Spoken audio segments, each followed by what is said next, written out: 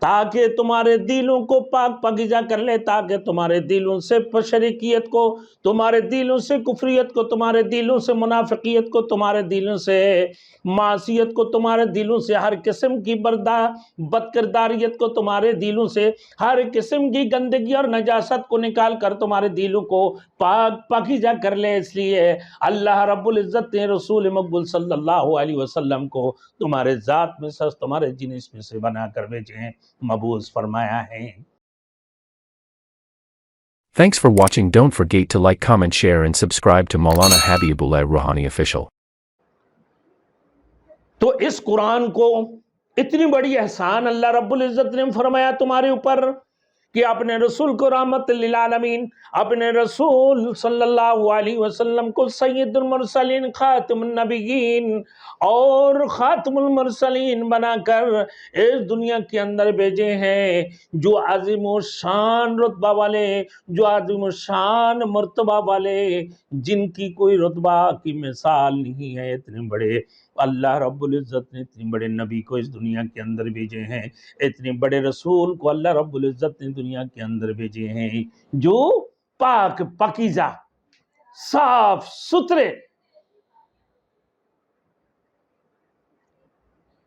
اور اتنی بڑی عظیم کتاب بطور نصیحت کی تمہارے پاس۔ دوسری جگہ میں اللہ نے فرمایا قد انزل اللہ الیکم ذکرا، تمہارے پاس اللہ رب العزت نے قرآن مجید کو بطور نصیحت کی اتاری ہیں۔ پھر ایسے ایک رسول کو مبعوث فرمایا اللہ رب العزت نے، جو تمہیں اللہ کی قرآن کو پڑھ پڑھ کر سناتے ہیں، تمہاری معلم ہیں۔ پھر فرمایا الم تر الی الذین بدلوا نعمت اللہ کفرا،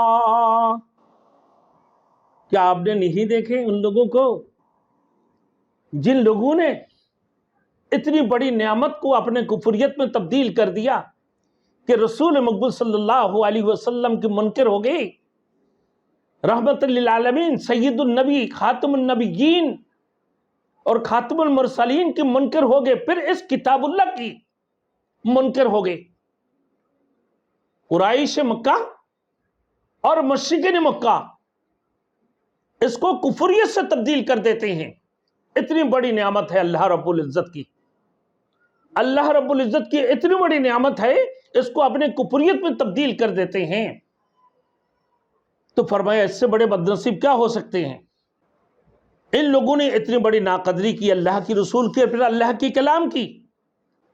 اللہ رب العزت نے تمہارے ذات میں سے، تمہارے جنس میں سے اپنے رسول کو اس دنیا کے اندر مبعوث فرمایا، یہ تشبیہ دی ہے۔